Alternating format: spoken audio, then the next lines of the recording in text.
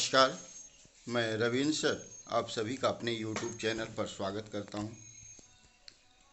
आज के इस व्याख्यान में मैं लेकर के आया हूं CBSE बोर्ड द्वारा संचालित पुस्तक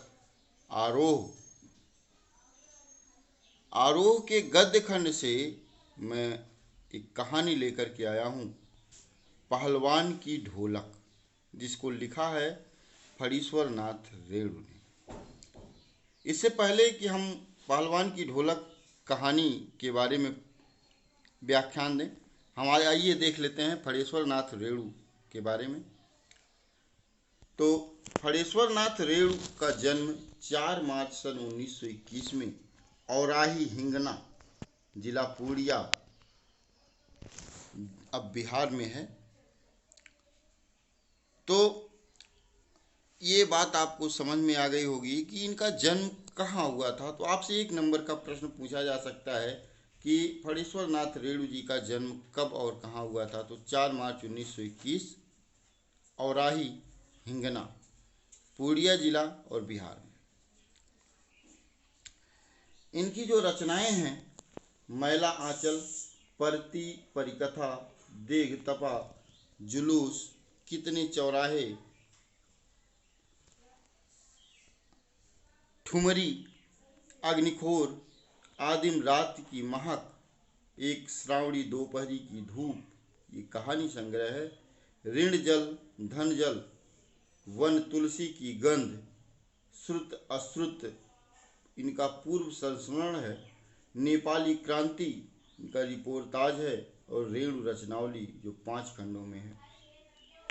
इनकी मृत्यु 11 अप्रैल सन 1977 को हो गई। कुछ ऐसे चरित्र होते हैं जो प्राण प्रतिष्ठा पाते ही अपने सृजनहार के बधे बधाए नियम, कानून, नीति अथवा फार्मूले को तोड़कर बाहर निकल आते हैं और अपने जीवन को अपने मन के मुताबिक गढ़ने लगते हैं। हिंदी साहित्य में आंचलिक उपन्यासकार के रूप में प्रतिष्ठित कथाकार फणीश्वर नाथ रेणु का जीवन उतार चढ़ावों से एवं संघर्षों से भरा हुआ था। साहित्य के अलावा विभिन्न राजनैतिक और सामाजिक आंदोलनों में भी उन्होंने सक्रिय भागीदारी की। उनकी यह भागीदारी एक ओर देश के निर्माण में सक्रिय रही, तो दूसरी ओर रचनात्मक साहित्य को एक नया तेवर देने में सहायक रही। सन 1954 में उनका बहुचर्चित उपन्यास मैला आंचल प्रकाशित हुआ। देखिए, आपको एक नंबर का प्रश्न मिल सकता है, उनका सबसे चर्चित उपन्यास या मैला आंचल के रचनाकार कौन है, लेखक कौन है। तो यह मैला आंचल उपन्यास उनका है, जिसने हिंदी उपन्यास को एक नई दिशा दी। हिंदी जगत में आंचलिक उपन्यासों पर विमर्श मैला आंचल से ही प्रारंभ हुआ। आंचलिकता की अवधारणा ने कथा साहित्य में गांव की भाषा, संस्कृति और वहां के लोक जीवन को केंद्र में ला खड़ा किया। लोकगीत, लोकोक्ति, लोक संस्कृति, लोक भाषा एवं लोक नायक की इस अवधारणा ने भारी भरकम चीज एवं नायक की जगह अंचल को ही नायक बना डाला। उनकी रचनाओं में अंचल कच्चे और अनगढ़ रूप में ही आता है। इसलिए उनका यह अंचल एक तरफ सस्य श्यामल है, तो दूसरी तरफ धूल भरा पड़ा और मैला भी। स्वातंत्र्योत्तर भारत में जब सारा विकास शहर केंद्रित होता जा रहा था, ऐसे में रेणु ने अपनी रचनाओं से अंचल की समस्याओं की ओर भी लोगों का ध्यान खींचा।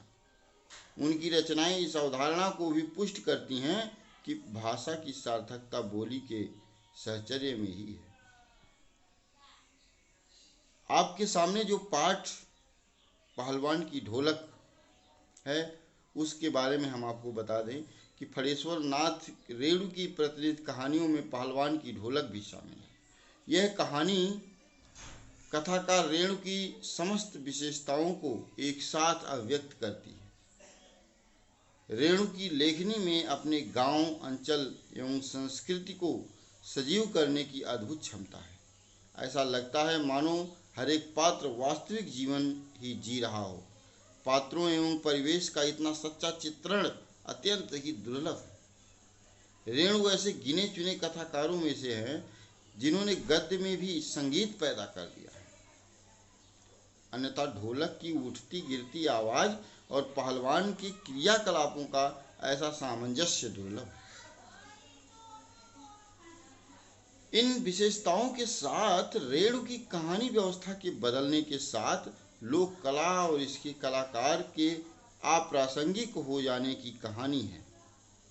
राजा साहब की जगह नए राजकुमार का आकर जम जाना सिर्फ व्यक्तिगत सत्ता का परिवर्तन नहीं, बल्कि जमीनी पुरानी व्यवस्था के पूरी तरह उलट जाने और उस पर सभ्यता के नाम पर एकदम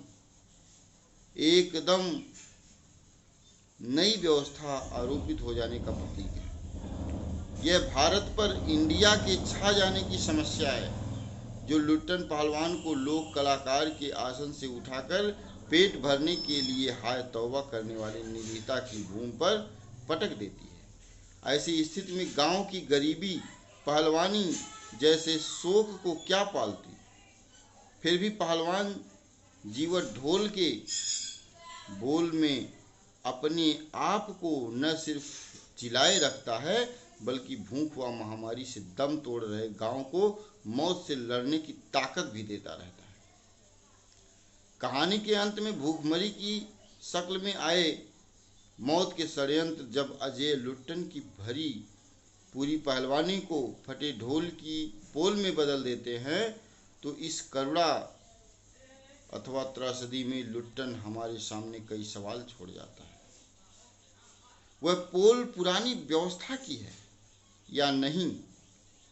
क्या कला की प्रासंगिकता व्यवस्था की मुखाक्षेपी है अथवा उसका कोई स्वतंत्र मूल्य भी है? मनुष्यता की साधना और जीवन सौंदर्य के लिए लोक कलाओं को प्रासंगिक बनाए रखने हेतु हमारी क्या भूमिका हो सकती है? निश्चय ही इस पाठ में हमारे मन को ऐसे ऐसे प्रश्न छोड़ जाता है।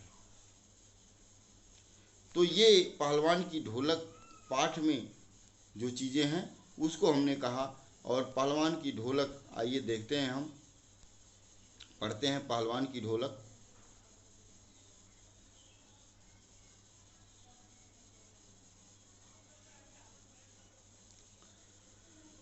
देखिए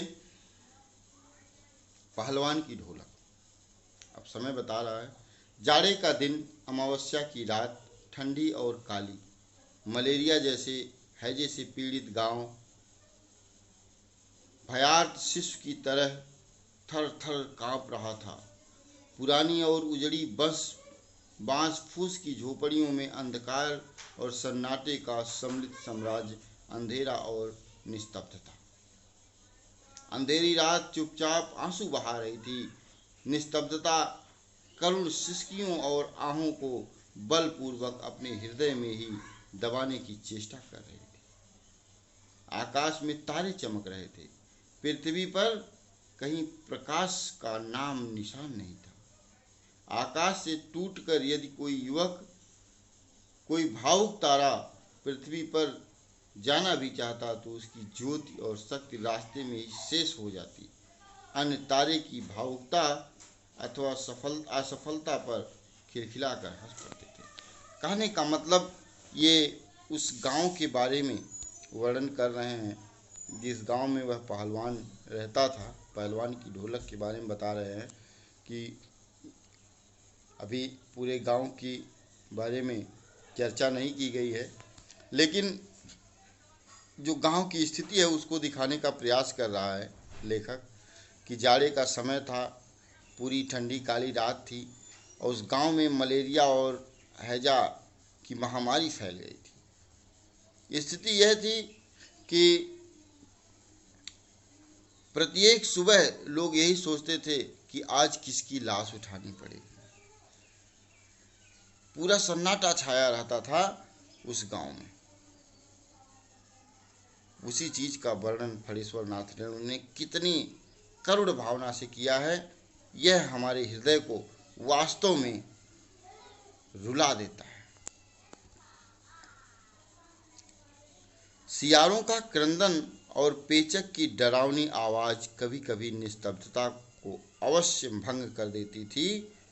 गांव की झोपड़ियों से कराहने और कह करने की आवाज हरे राम हे भगवान की टेर अवश्य सुनाई पड़ती थी। कहने का मतलब सियारों का जो क्रंदन था, सियारों का चिल्लाना था और पेचक की डरावनी आवाज कभी कभी निस्तब्धता को अवश्य भंग कर देती। कहने का मतलब जो शांति थी, पूरा सन्नाटा छाया रहता था, उसको भंग कर देती थी ऐसी डरावनी आवाज़। गांव की झोपड़ियों से अक्सर कराहने की आवाज़ निकलती रहती थी। कोई उल्टी कर रहा है, उल्टी वोमिटिंग, उसी को कै कहा गया।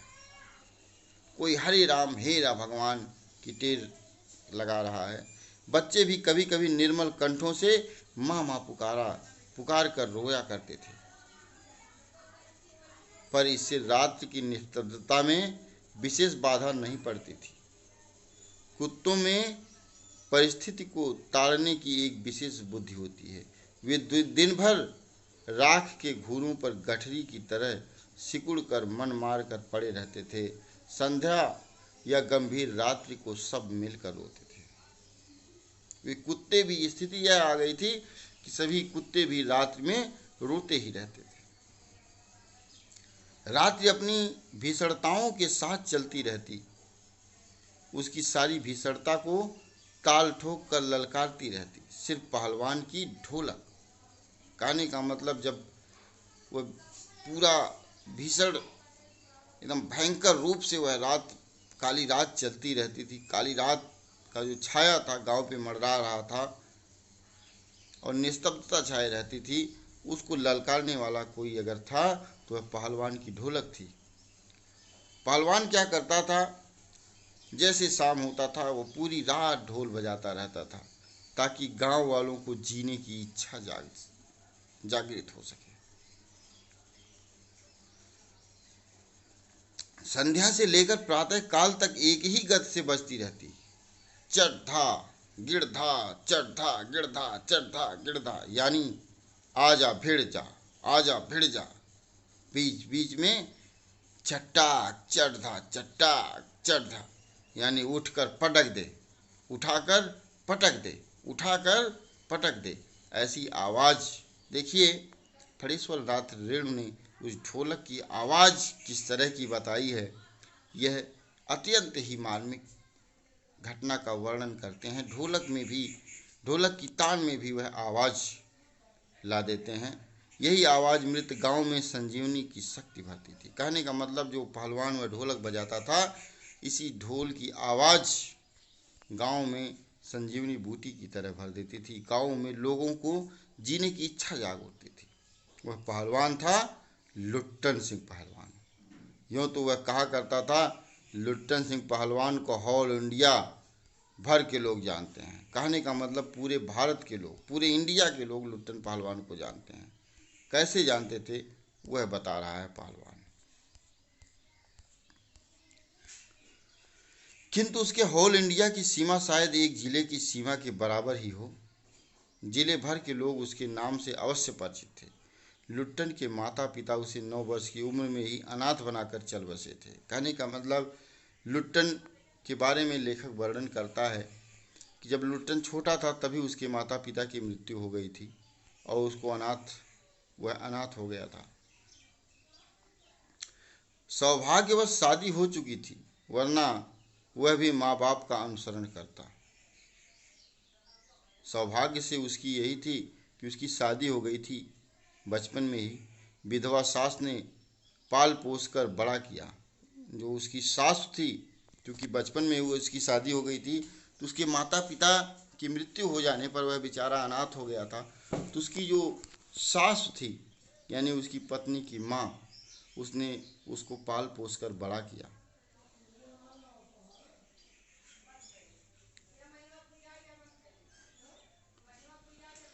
गांव के लोग उसकी सास को तरह तरह की तकलीफ दिया करते थे। लुट्टन के सिर पर कसरत की धुन लोगों से बदला लेने के लिए ही सवार हुई थी। नियमित कसरत ने किशोरावस्था में ही उसके सीने और बाहों को सुडौल तथा मांसल बना दिया था। कहने का मतलब वह नियमित कसरत करता था, इसलिए उसके शरीर थोड़ा सा हुष्ट पुष्ट हो गए थे। जवानी में कदम रखते ही वह गांव में सबसे अच्छा पहलवान समझा जाने लगा। लोग उससे डरने लगे और वह दोनों हाथों को दोनों ओर 45 डिग्री की पूरी की दूरी पर फैलाकर पहलवानों की भांति चलने लगा। वह कुश्ती भी लड़ता था। हालांकि वह किसी से सीखने कुछ दांव पेच नहीं गया था, वह कुश्ती लड़ता था और थोड़ा सा उसका शरीर इस तरह का पहलवानों जैसा था, इसलिए पहलवानों की तरह चाल ढाल उसका हो गया था। और गांव में छोटी मोटी कुश्ती लड़ा करता था लोगों के बीच में।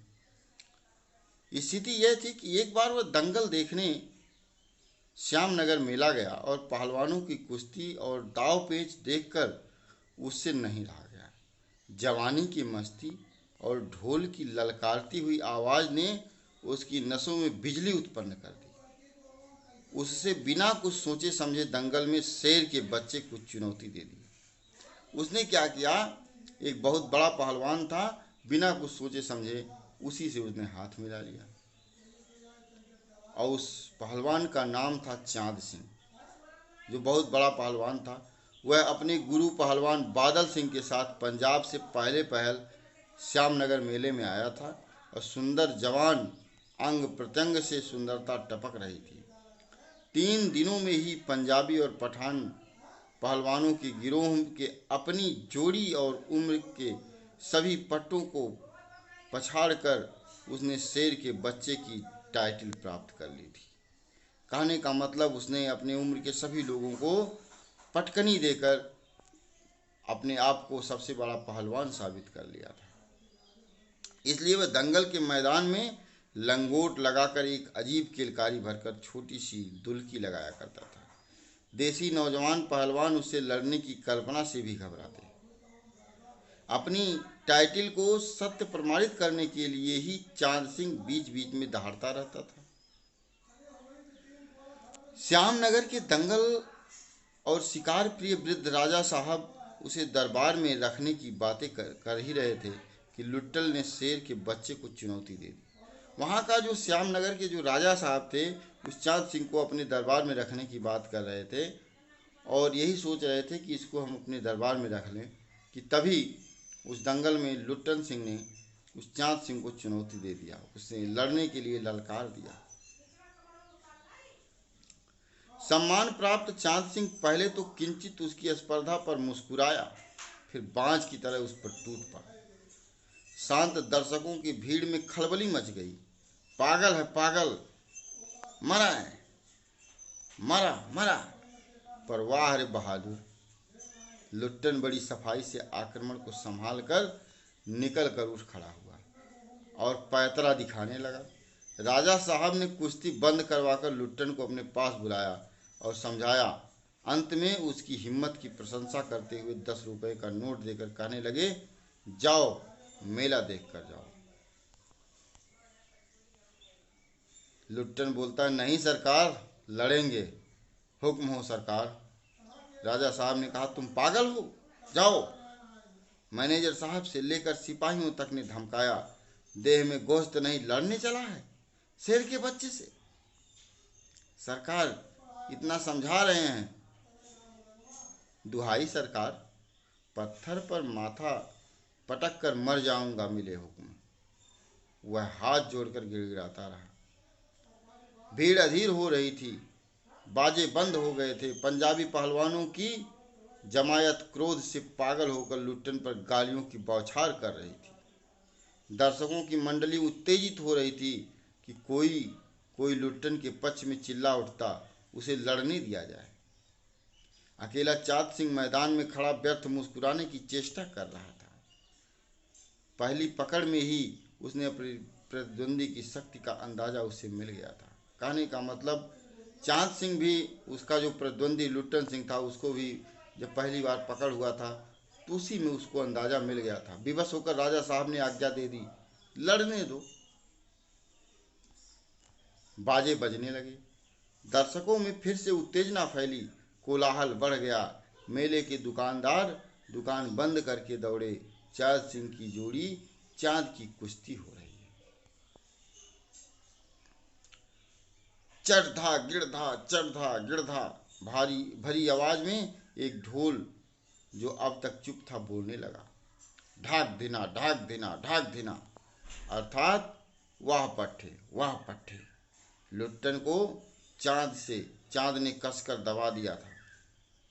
अरे गया गया। दर्शकों ने तालियां बजाई। हलवा हो जाएगा हलवा। हंसी खेल नहीं, शेर का बच्चा है, शेर का बच्चा।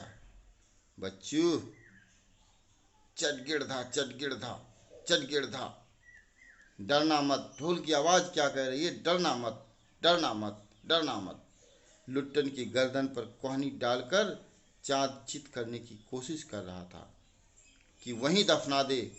बहादुर बादल सिंह अपने शिष्य को उत्साहित कर रहा था। जो चांद सिंह का गुरु बादल सिंह था, अपने शिष्य चांद को बार बार उत्साहित कर रहा था, वहीं दफना दे बहादुर, उसको वहीं दफना दे। कहने का मतलब वहीं उसको पटक दे। लुट्टन की आंखें बाहर निकल रही थी, उसकी छाती फटने फटने को हो रही थी।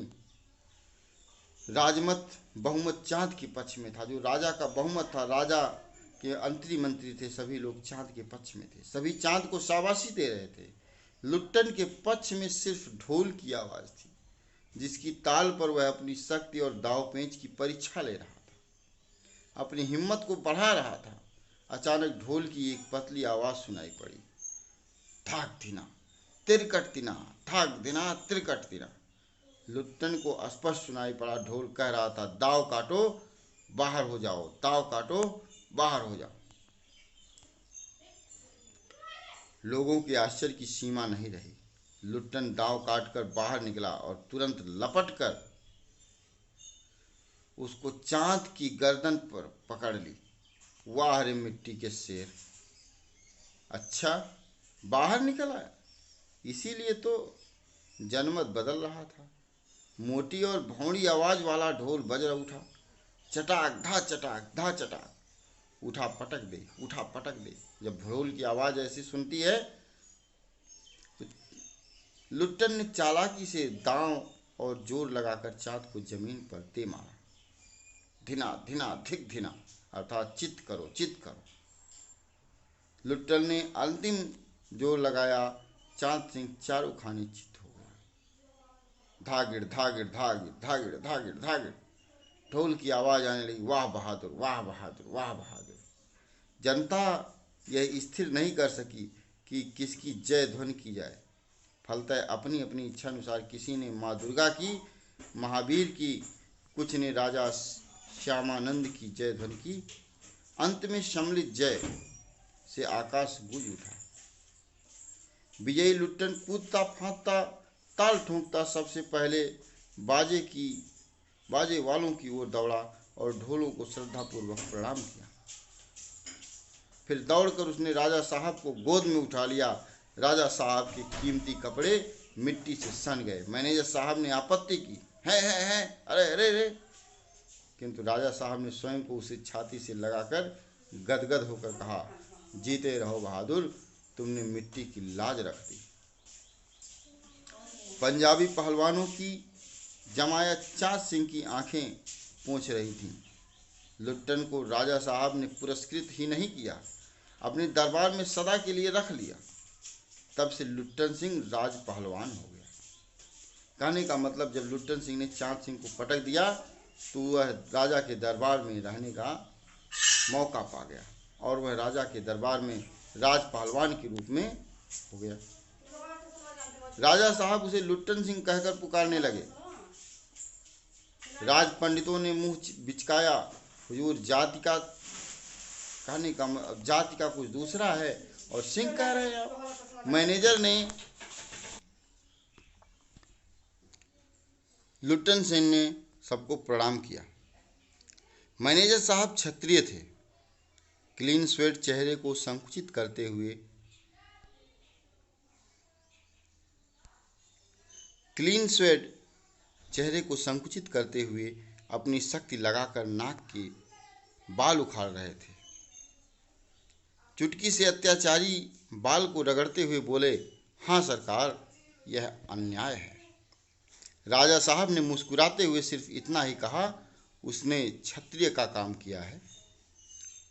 उसी दिन से लुट्टन सिंह पहलवान की कीर्ति दूर दूर तक फैल गई। पौष्टिक भोजन और व्यायाम तथा राजा साहब की स्नेह दृष्टि उसकी प्रसिद्ध में चार चांद लगा दिए। कुछ वर्षों में ही उसने एक एक कर सभी नामी पहलवानों को मिट्टी सुखाकर आसमान दिखा दिया। कहने का मतलब मिट्टी सुखाकर आसमान दिखा देना, कहने का मतलब यह हुआ कि वह सबको क्या किया, सबको पछाड़ दिया, यानी सभी को पटक दिया। अब लुट्टन सिंह के जोड़ का कोई भी पहलवान नहीं बचा था।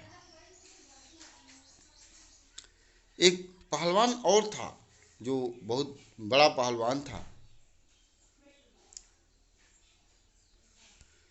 काला खां। काला खां के संबंध में यह बात मशहूर थी कि वह ज्यों ही लंगोट लगाकर आ अली कहकर अपने प्रतिद्वंदी पर टूटता है तो प्रतिद्वंदी पहलवान को लकवा मार जाता है, और लुट्टल ने उसको भी पटक कर लोगों का जो है भ्रम दूर कर दिया था। जब काला खां को पटक दिया तो लुट्टन सिंह की प्रसिद्धि और भी हो गई। उसके बाद से वह राज दरबार का दर्शनीय जीव ही रहा। कहने का मतलब जब काला खां को वह पटक दिया तब लोग वह जो है राज दरबार का एक ऐसा प्राणी बन गया, एक ऐसा सदस्य बन गया कि लोग उसके दर्शन करने के लिए सिर्फ आते थे। अब वह हमेशा खाता पीता रहता था, बैठा रहता था और लोग उसका दर्शन करते थे। इसीलिए कहा गया है कि उसके बाद वह राज परिवार का दर्शनीय जीव ही रहा। चिड़िया खाने में पिंजड़े और जंजीरों को झकझोर कर बाघ दहाड़ता, हाँ, सुनने वाले कहते राजा साहब का बाघ बोला। ठाकुर बाड़े के सामने पहलवान गरजता, महावीर। लोग समझ लेते पहलवान बोला। मेलों में वह घुटने तक लंबा चोंगा पहने अस्त व्यस्त पगड़ी बांधकर मतवाले हाथी की तरह झूमता रह चलता। दुकानदारों को चुहल करने की सुस्ती। हलवाई अपनी दुकान पर बुलाता, पहलवान काका, ताज़ा रसगुल्ला बना है, जरा नाश्ता कर लो। पहलवान बच्चों की सी स्वाभाविक हंसी हंसकर कहता, अरे तनी मनी का है, ले आओ 1.5 सेर, और बैठ जाता। 2 सेर रसगुल्ला को उदरस्त करके मुंह में 8-10 पान की गिलोरियां ठूस ठूस ठुट्ठी को पान के रस में लाल करते हुए अपनी चाल से मेले में घूमता। मेले से दरबार लौटने के समय उसकी अजीब हुलिया रहती। आंखों पर रंगीन अबरख का चश्मा, हाथ में खिलौने को नचाता और मुंह में पीतल की सीटी बजाता। हंसता हुआ वह वापस जाता। बल और शरीर की वृद्धि के साथ बुद्धि का परिणाम घटकर बच्चों की बुद्धि के बराबर ही रह गया था।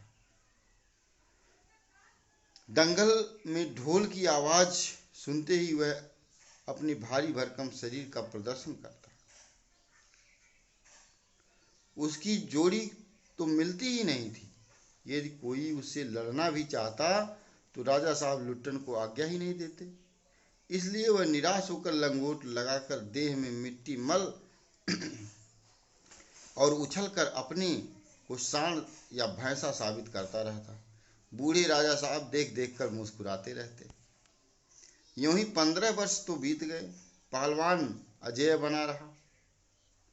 वह दंगल में अपने दोनों पुत्रों को लेकर उतारता था।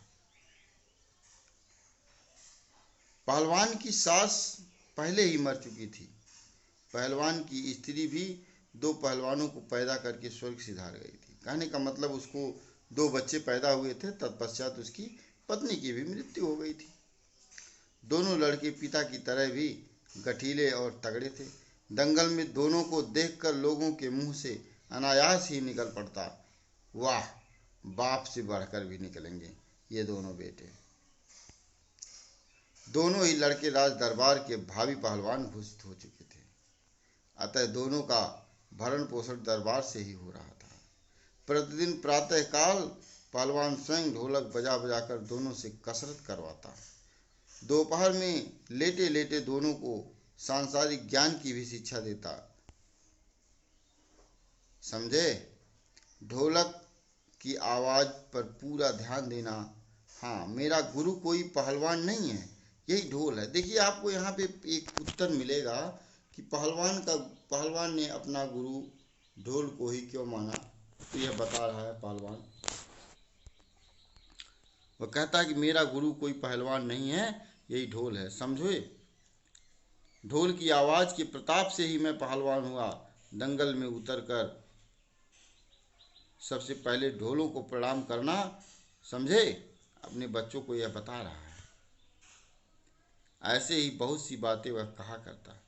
फिर मालिक को कैसे खुश रखा जाता है, कब कैसा व्यवहार करना चाहिए, आज की शिक्षा वह नित्य दिया करता था। किंतु उसकी शिक्षा दीक्षा सब किए कराए पर एक दिन पानी फिर गया। वृद्ध राजा स्वर्ग सिधार गए। नए राजकुमार ने विलायत से आते ही राज्य को अपने हाथ में ले लिया। जब नया राजकुमार आया, बाहर रह रहे थे, विदेश रह रहे थे, तो सारा प्रशासन उनके हाथ में आ गया। राजा साहब के समय शिथिलता आ गई थी, राजकुमार के आते ही दूर हो गई। बहुत से परिवर्तन हुए। उन्हीं परिवर्तनों की चपेटाघात में पड़ा पहलवान भी। दंगल का स्थान घोड़े की रेस ने ले लिया। पहलवान तथा दोनों भावी पहलवानों का दैनिक भोजन वे सुनते ही राजकुमार ने कहा, टेरिबल।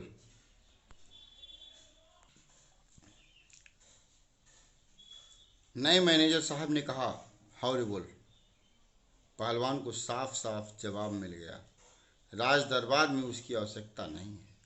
उसको गुड़गिड़ाने का भी मौका नहीं दिया गया।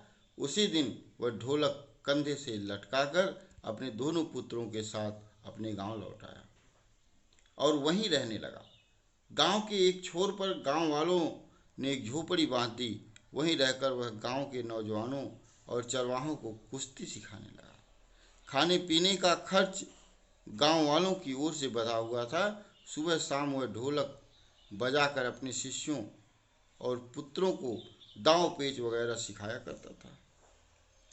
गांव के किसान और खेतिहर मजदूर के बच्चे भला क्या खाकर कुश्ती सीखते। धीरे धीरे पहलवान का स्कूल खाली पड़ने लगा। अंत में अपने दोनों पुत्रों को ही वह ढोलक बजाकर लड़ाता रहा और सिखाता रहा। दोनों लड़के दिन भर मजदूरी करके जो कुछ भी लाते उसी में गुजर होती रहती। अकस्मात गांव पर यह वज्रपात हुआ। पहले अनावृष्टि, फिर अन्न की कमी, तब मलेरिया और हैजे ने मिलकर गांव को भूनना शुरू कर दिया।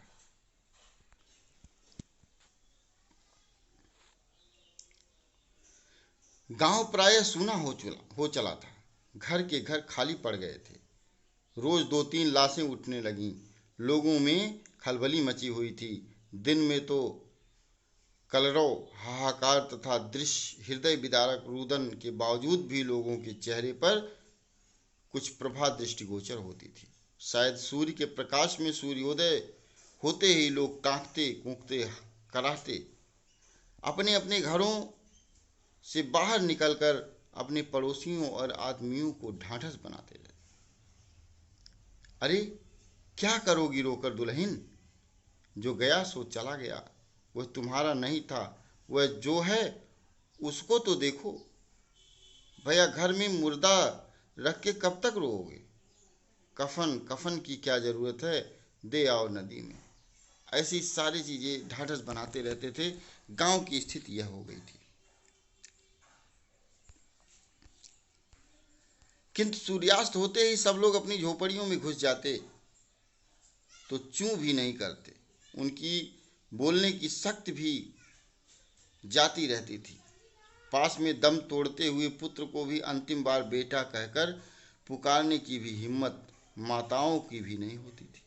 कहने का मतलब सभी लोग इस महामारी से इतने अधिक ग्रसित हो गए थे कि उसके बेटे की भी मृत्यु हो रही है पास में, लेकिन उसको बुलाने की हिम्मत नहीं होती थी। रात की विभीषिका को सिर्फ पहलवान की ढोलक ही ललकार कर चुनौती देती रहती थी।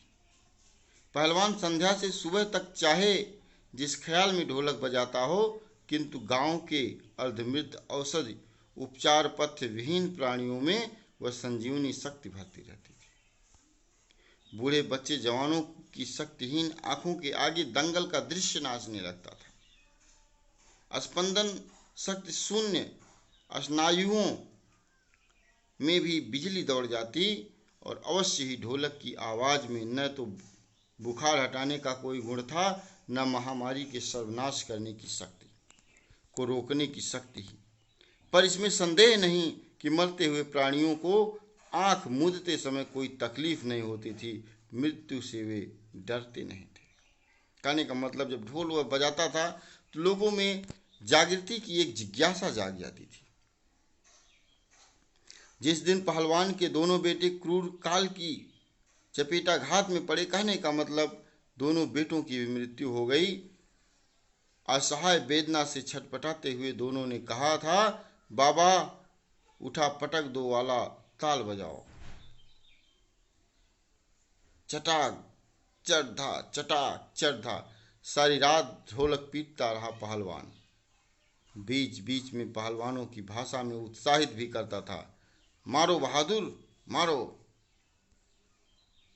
प्रातःकाल उसने देखा उसके दोनों बच्चे जमीन पर निष्पंद पड़े। कहने का मतलब पूरी तरह से कुछ किसी में कोई क्रिया प्रतिक्रिया नहीं हो रही थी, वह पूरी तरह से जमीन पर पड़े हुए थे, अर्थात उनको मृत्यु उनकी हो चुकी थी। दोनों पेट के बल पड़े हुए थे। एक ने दांत से थोड़ी मिट्टी खोद ली थी। एक लंबी सांस लेकर पहलवान ने मुस्कुराने की चेष्टा की थी। दोनों बहादुर गिर पड़े। उस दिन पहलवान ने राजा श्यामानंद की दी हुई रेशमी जंघिया पहन ली, सारे शरीर में मिट्टी मलकर थोड़ी कसरत की, फिर दोनों पुत्रों को कंधों पर लाद कर नदी में बहाया। सोचिए कितनी करुणामय स्थिति रही होगी उस समय। रेणु जी जब उस गांव की घटना का वर्णन करते हैं,